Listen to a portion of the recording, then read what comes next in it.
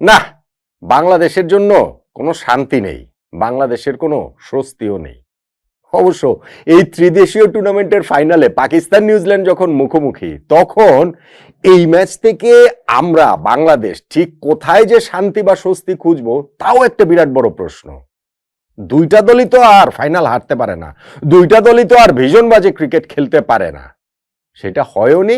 বরং এই ফাইনালটা নিজেদের মেরিটেই দুর্দান্ত ক্রিকেট খেলে জিতে নিয়েছে নিউজিল্যান্ড। টুর্নামেন্টে টানা 3 ম্যাচ, প্রথম 2 ম্যাচ জিতে ফাইনাল কনফার্ম করেছে, আর ফাইনালে পাকিস্তানকে হারিয়ে তারা শিরোপাটা জিতে নিল। চ্যাম্পিয়ন্স ট্রফিতে দারুণ আত্মবিশ্বাস নিয়েই শুরু করবে কিউইরা, তাদের বিপক্ষে বাংলাদেশকে খেলতে হবে। আবার পাকিস্তানে যদি বলে যে না, আত্মবিশ্বাসে ঘাটতি থাকে, পাকিস্তান টিমকে তো আর আলাদা করে আপনি কখনোই ওইরকম ভাবে বলতে পারবেন না। তার উপরে তাদের বিপক্ষে বাংলাদেশকে খেলতে হবে ঘরের মাটিতে, বাংলাদেশের ওই জায়গাটা তো খুব একটা স্বস্তি নেই। আর প্রথম ম্যাচ খেলতে হবে ভারতের বিপক্ষে, সেইখানেই বা স্বস্তিটা কোথায়? সো চ্যাম্পিয়ন্স ট্রফিতে আমাদের মিশনটা হতে যাচ্ছে কঠিন, ভীষণ ভীষণ ভীষণ রকম কঠিন। এইটা যে অপ্রত্যাশিত সেটা নয়, কিন্তু প্রত্যাশিত জিনিসটাকে আবারও কনফার্ম করলো ইংল্যান্ডের বিপক্ষে ওয়ানডে সিরিজে ভারতের পারফরমেন্স এবং এই ত্রিদেশীয় টুর্নামেন্টে নিউজিল্যান্ডের পারফরমেন্স, পাকিস্তানের পারফরমেন্সও বলতে পারেন। আগের ম্যাচে তারা যেভাবে 350 রান তারা করে জিতেছিল, জিতে ফাইনালটা কনফার্ম করেছিল। যাই হোক, বাংলাদেশের হিসাব নিকাশ আলাদা, সেই হিসাব আমরা পরে করব। কিন্তু এই যে ত্রিদেশীয় সিরিজের ফাইনালটাতে নিউজিল্যান্ড 28 বল হাতে রেখে 5 উইকেটের মোটামুটি সহজ, আয়েশি এবং বিধ্বংসী জয়টা পেল, তাতে টার্নিং পয়েন্ট কোনটাকে বলবেন? পাকিস্তান ক্যাপ্টেনের ওই সিদ্ধান্তটা? দেখুন, পাকিস্তান যখন আগে ব্যাটিং করে 242 রানে অল আউট হয়ে গিয়েছে, করাচির উইকেটটা ব্যাটিং এর জন্য ট্রিকি ছিল, বেশ ট্রিকি ছিল। ইনফ্যাক্ট এই রানের জবাব দিতে নেমে নিউজিল্যান্ডও কিন্তু শুরুতে অস্বস্তিতে ছিল বেশ। উইল ইয়াং তিনি সেকেন্ড ওভারে আউট হয়ে গিয়েছেন, নাসিম শাহ তাকে আউট করেছেন। তারপরেও ডেভন কনওয়ে, কেন উইলিয়ামসনের যে পার্টনারশিপ 71 রানের, সেইটা নিউজিল্যান্ডের শিপটাকে স্টেডি করেছে, তারা সেটা এফোর্ড করতে পেরেছে। কেননা মাত্র 243 রান জয়ের টার্গেট, ফাইনাল শিরোপা জয়ের আসলে টার্গেট ছিল। সেই কারণে তারা সময় নিতে পেরেছে, রয়ে সয়ে খেলতে পেরেছে, এবং ওইখানটা থেকে কিন্তু পাকিস্তান আর খুব বেশি করে কামব্যাক যে তারা করবে সেটা করতে পারেনি। আগা সালমান ওইখানটাতে যখন উইলিয়ামসনকে আউট করলেন, ডেভন কনওয়ে ছিলেন, তিনিও পরবর্তীতে উইলিয়ামসন তিনি হচ্ছে 34 রানে আউট হয়েছেন, 48 রানে আউট হয়েছেন ডেভন কনওয়ে। কিন্তু অন্য সাইড থেকে নিউজিল্যান্ডের যে রান চেসটা, সেই তারা তাদের গতিতে তাদের পেসেই আসলে এগোচ্ছিল। ধরেন 25 ওভার শেষ, 10 ওভার শেষে যদি আপনি ধরেন 45 ছিল 1 উইকেট, ওই যে আমি বললাম যে যখন 243 তারা করতে নামছে তখন সেটা তারা এফোর্ড করতে পারে।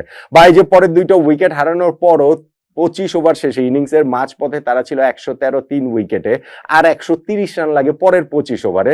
সো নিউজিল্যান্ডের জন্য সেটা খুব একটা ট্রাভেল হয়নি। ড্যারেল মিচেল তিনি একটা খুব ভালো নক খেলেছেন, 58 বলে 57 রানের। মিডল ওভার্স গুলোতে তিনি যে দুর্দান্ত, স্পেশালি স্পিনের এগেনস্টে, সেইটার প্রমাণ তিনি এই ম্যাচেও আরো একবার দিয়েছেন। পাকিস্তান শেষ দিক দিয়ে গিয়ে মানে হচ্ছে গিয়ে এই ড্যারেল মিচেলের উইকেটটা পেয়েছে, তারা টম লেথামের উইকেটটা তুলে এনেছে। টম লেথামের কথাটা বলতে পারেন যে তিনি লাকি, ওইখানে 16 রান এবং 27 রানের সময় তার 2টা ক্যাচ পড়েছে, এবং এটা নিউজিল্যান্ডের জন্য গুরুত্বপূর্ণ ছিল, কেননা তিনি খুব একটা ফর্মে ছিলেন না। সো তিনিও 50 করেছেন, 56 রান তিনি করেছেন। সবকিছু মিলিয়ে ইকুয়েশনটা শেষে গিয়ে নিউজিল্যান্ডের জন্য আসলে খুব সহজ হয়ে যায়। শেষ 10 ওভারে তাদের কত 38-39 রান আসলে প্রয়োজন ছিল, এবং 28 বল হাতে রেখে সেই জয়টা তারা নিশ্চিত করে ফেলে। পাকিস্তানের বোলিং লাইন আপ যে খুব পেনিট্রেট করতে পেরেছে এখানে নিউজিল্যান্ডকে, বা নিউজিল্যান্ডের জয়ের সম্ভাবনার সামনে প্রশ্নবোধক চিহ্ন এঁকে দিতে পেরেছে, ওই রকম অবস্থা খুব একটা আসলে হয়নি। এখন পাকিস্তান যে আগে ব্যাটিং করেছে সেইখানটাতে তাদের স্কোরটা এত কম হলো কেন? তাদের স্কোরটা কি আরো বেশি হতে পারতো না, বা হওয়াটা কি উচিত ছিল না? করাচির উইকেটটা টাফ, ব্যাটিং এর জন্য বেশ টাফ ছিল, বেশ ট্রিকি ছিল। এইটা ইনফ্যাক্ট পাকিস্তানের ওই যে যেটা বললাম যে বোলিং ইনিংসের শুরুতেও সেটা বোঝা গিয়েছে, আর শুরুতে তো সেটা আরো বেশি করেছিল। প্রথম 10 ওভারে তারা 2 উইকেটে 48 রান মাত্র পাকিস্তান তুলেছিল, ফকর জামান এবং সৌদ শাকিলের উইকেটটা হারিয়ে। এবং আপনি দেখেন প্রথম যে 10টা ওভার 60 বল, সেই 60 বলের মধ্যে 48টা ডট বল পাকিস্তানের ব্যাটসম্যানরা দিয়েছে। সো নিউজিল্যান্ডের বোলাররা ওই জায়গাটাতে খুব ভালো বোলিং করেছে শুরুতে, সেটা আমরা বলতে পারি। পাওয়ার প্লের শেষ হওয়ার কিছুক্ষণ পরেই বাবর আজমও আউট হয়ে গেলেন, যিনি এই ম্যাচে একটা মাইল ফলকে পৌঁছেছেন। 123তম ওয়ানডে ইনিংসে 6000 রানের মাইল ফলকে তিনি গেছেন, যেইটা ওয়ানডে ক্রিকেটে দ্রুততম হিসেবে হাশিম আমলার সঙ্গে তিনি এখন হচ্ছে গিয়ে সবচেয়ে দ্রুততম ওই রেকর্ডটাতে তিনি ভাগ বসেছেন। কিন্তু তিনিও যখন আউট হয়ে গেছেন 54 রানে 3 উইকেট পড়ে গেছে।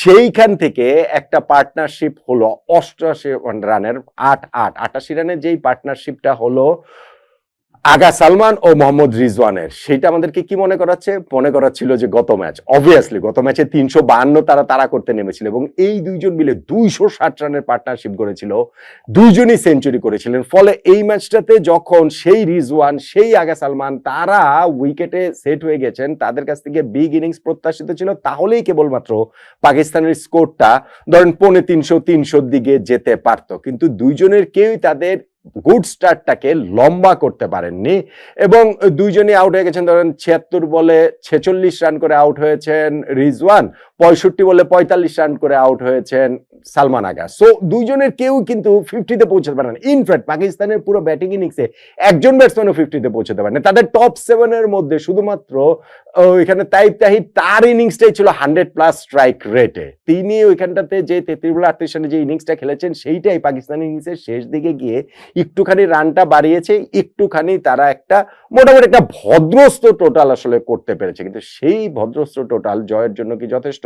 নিউজিল্যান্ডের বোলাররা দুর্দান্ত বোলিং করেছেন। উইল ও'রোর্কি তিনি তো 4 উইকেট নিয়েছেন, কিন্তু মিচেল স্যান্টনারের কথা আলাদা করে বলতেই হবে, যিনি 10 ওভার বোলিং করে মাত্র 20 রান দিয়ে 2টো উইকেট নিয়েছেন। 10 ওভার মানে 60 বল, তার মধ্যে 40টা ডট বল দিয়েছেন।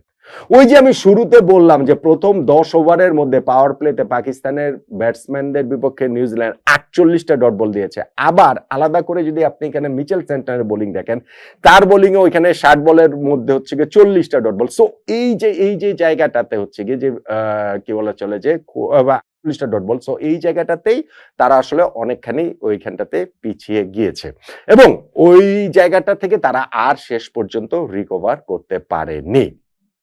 নিউজিল্যান্ড যখন 242 রানে পাকিস্তানকে আটকে ফেলেছে, তারপরেই তাদের জয়টা আসলে নিশ্চিত হয়ে গেছে। সেইটা তাদের ব্যাটসম্যানরা, তাদের ব্যাটিং লাইন আপটা খুব ভালোভাবে করেছে। এখন চ্যাম্পিয়ন্স ট্রফিতে আমাদের নিউজিল্যান্ডের বিপক্ষে খেলতে হবে, এই পাকিস্তানের বিপক্ষে খেলতে হবে এবং সেই ভারতের বিপক্ষে খেলতে হবে। সেই আলোচনা তো আলাদা, কিন্তু এই ম্যাচে টার্নিং পয়েন্টের কথা আমি শুরুতে একটা বলছিলাম যে পাকিস্তানের সিদ্ধান্ত, ক্যাপ্টেনের সিদ্ধান্তের কথা কি বলবেন কিনা, সেটা কি? সেটা হচ্ছে পাকিস্তানের ক্যাপ্টেন টসে জিতে তারা আগে ব্যাটিং এর সিদ্ধান্ত নিয়েছেন। কেন?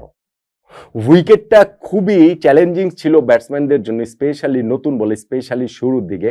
এবং যখন আপনি হিসাব রাখবেন যে গত ম্যাচে পাকিস্তান 352 রান তারা করে ওইরকম রেকর্ড জয় পেয়েছিল, সেই জায়গাটাতে তারা এখানটাতে আগে ব্যাটিং নিল কেন? আপনি বলতে পারেন যদি হয় এটা চ্যাম্পিয়ন্স ট্রফির প্রস্তুতির অংশ, তাহলে আমার কিছু বলার নেই। কিন্তু আপনি যদি ম্যাচ হিসাবে আলাদা করে ধরেন, তাহলে আমার কাছে মনে হয় যে এইখানটাতে যে সিদ্ধান্তটা মোহাম্মদ রিজওয়ানের, সেই সিদ্ধান্তটাই ম্যাচ থেকে পাকিস্তানকে অনেকখানি আসলে পিছিয়ে দিয়েছে এবং তারপরে যখন প্রথম 10 ওভারে তারা সেটা আসলে ওইটা টেস্টিং টাইমের মধ্যে পড়েছিল, ওইটা আরো বেশি করে স্পষ্ট হয়েছে। সো নিউজিল্যান্ডের যে ত্রিদেশীয় টুর্নামেন্টের শিরোপা জয়, টানা 3 ম্যাচ জয় এবং পাকিস্তানকে 2 ম্যাচে হারানো, ফাইনালে আবার ওই স্বাগতিক পাকিস্তানকে হারানো, সবকিছু মিলিয়ে যে ম্যাচটা হলো সেইখানটাতে নিউজিল্যান্ডে 5 উইকেটের জয়।